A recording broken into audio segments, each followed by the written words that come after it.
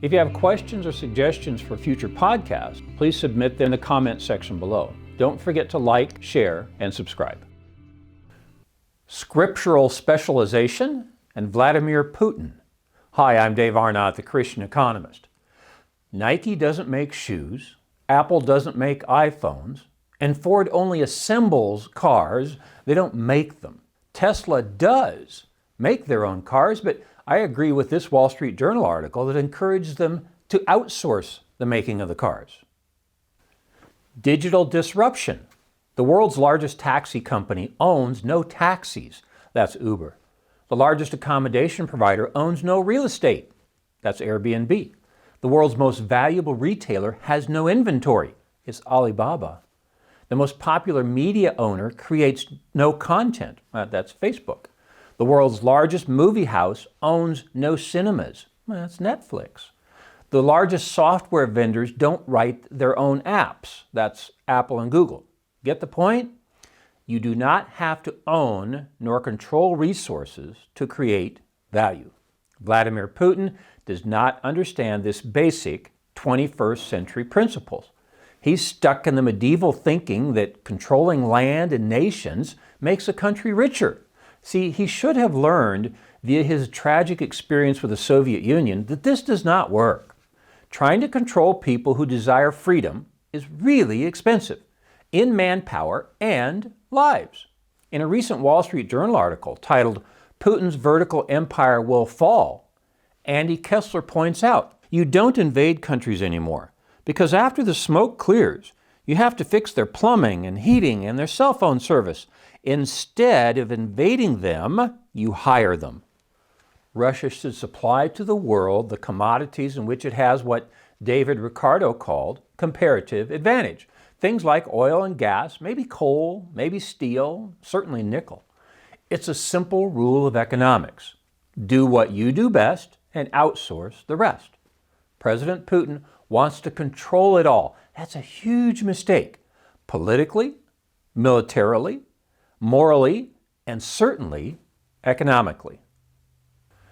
Outsourcing and offshoring. See, my daughter and her husband met while they were both managers at Cheesecake Factory restaurants. One evening I asked them, so who do you write your biggest checks to at the restaurant? There was a meat supplier, a fish supplier, a vegetable supplier, 2 uniform suppliers. They even outsourced the care of the plants and the floor mats. I concluded, so all you do is prepare food and serve it? That's about it. I'm not in the restaurant industry, but I've heard that food commodities should represent about 25% of the total check paid by a consumer. Okay, that means the restaurant takes $25 worth of food and changes it into $100 in about 12 minutes. Okay, yeah, I know. There are many other expenses involved in the building and the labor and many other expenses. But think about it. The stockholders of the Cheesecake Factory have noticed that they make a gross profit of 400% in 12 minutes. So they tell the cheesecake managers, do more of that. Anything that falls below that 400% gross return, outsource it. Have somebody else do that. Outsourcing is finding someone else to perform a certain function that you're not good at. Offshoring is simply doing it in another country. I've pointed out in many of my podcasts that I can't find a scripture that tells us to discriminate against Canadians, nor Mexicans, nor even Chinese. Now, look, if they're using economic gain from the trade to enslave their own people or threaten the world, as China may be doing, certainly we need to rethink our trade relations with that country. Or if, like Russia, they use the economic benefit from their oil sales to attack a peaceful, democratic neighbor, as they have in the Ukraine, we need to rethink our trade patterns for sure. But the point of today's podcast is not about those exceptions. It is about the scriptural exhortation to do what we do best and how it is applied as specialization in personal economics and comparative advantage in international economics. Both the Trump and Biden administrations have wanted to bring manufacturing back to the U.S. It's not the best idea. I've often suggested to my students at Dallas Baptist University, If the General Motors plant in Arlington, Texas offers you $50,000 a year and the Microsoft division in Irving, Texas offers you $70,000, take the 70. See, they don't need much encouragement from me on that one. The economics rule is very simple. Do what creates the greatest value. In scriptural terms, we say do what serves your neighbor best. Your neighbor's offer of $50,000 or $70,000 is an indication of how much value you will create for your neighbor. Look, money is too often seen as a negative in biblical terms. As a Christian economist, I don't see it that way. I see it as a measure of how much value you are creating for your neighbors. In the book, Biblical Economic Policy, Sergei Sedamatov and I wrote, "If you love your neighbor, you'll provide products and services she demands. If you love yourself, you'll make a profit while doing so." Specialization is scriptural. Ephesians 4:11 encourages specialization when it says, "He gave some to be apostles, some to be prophets, and some evangelists, and some pastors and teachers," end quote. See, when I ask students how many degrees they are seeking, they give me that kind of, "Are you crazy?" look. See, the students know they have limited resources, so they're only seeking one degree that fits them best based on their God-given talents. It's hard to cite a two-sport athlete in major college sports. Kyler Murray played football and baseball for the University of Oklahoma, and he actually played against our team at Dallas Baptist University a couple times. But he's an extreme outlier. And in the pros, you've noticed, he only plays football. Quoting Andy Kessler again, "Mr. Putin may be worth $100 billion via hidden holdings in Gazprom, Russia's state-owned energy company. But Jeff Bezos and Bill Gates are worth more. And they don't control any tanks," writes Mr. Kessler.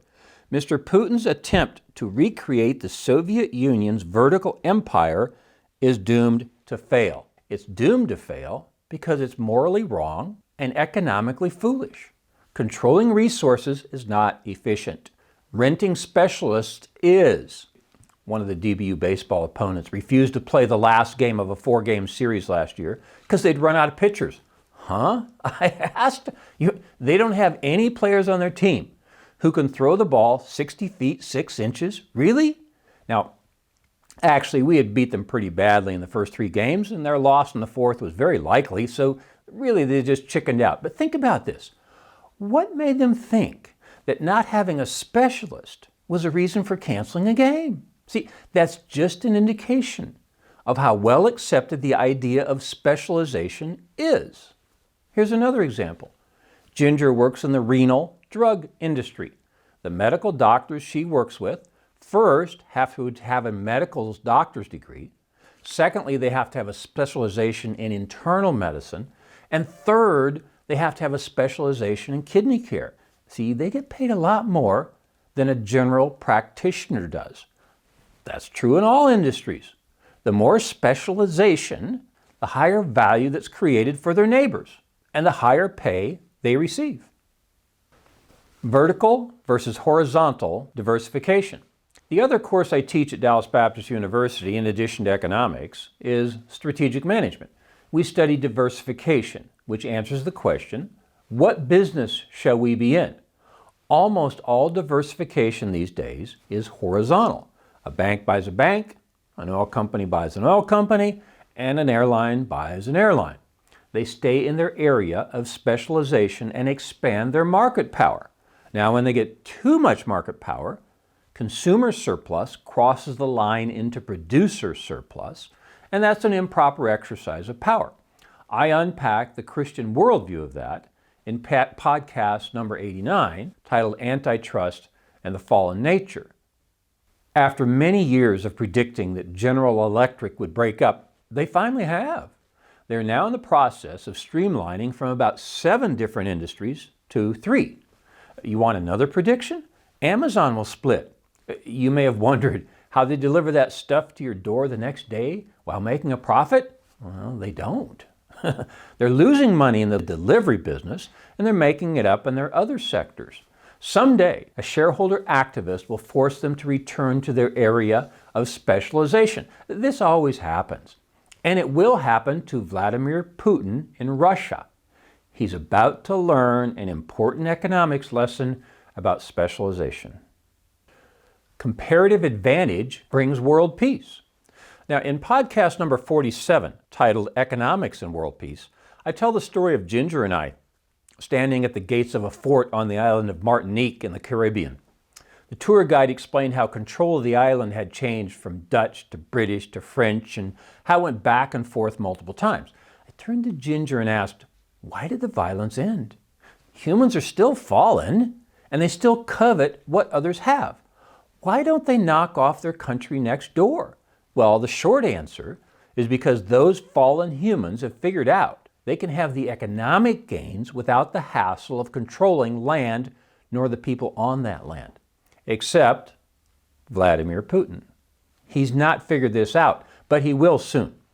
Quoting Mr. Kessler's Wall Street Journal article again, it's a shame Mr. Putin has petroleum-fogged vision. Apple, Microsoft, Google, and Amazon all have market caps greater than Russia's GDP.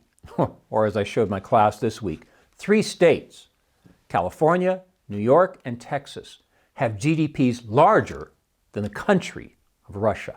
Florida's GDP is slightly less than Russia's. See, his medieval invasion techniques don't work in the modern world.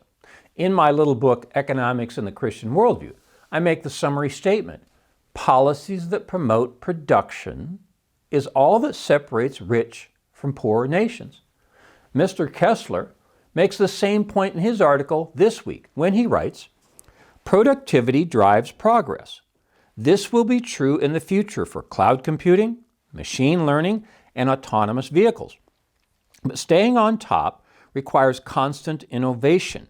Despite all the talent in Russia, Mr. Putin never understood this. I'm not always convinced U.S. leadership does either, concludes Mr. Kessler. Well, Mr. Kessler is correct. Politicians are seldom very good economists. That's because they've specialized in politics, not economics. I'm Dave Arnott, the Christian Economist. Fear God, tell the truth, earn a profit. See you next time.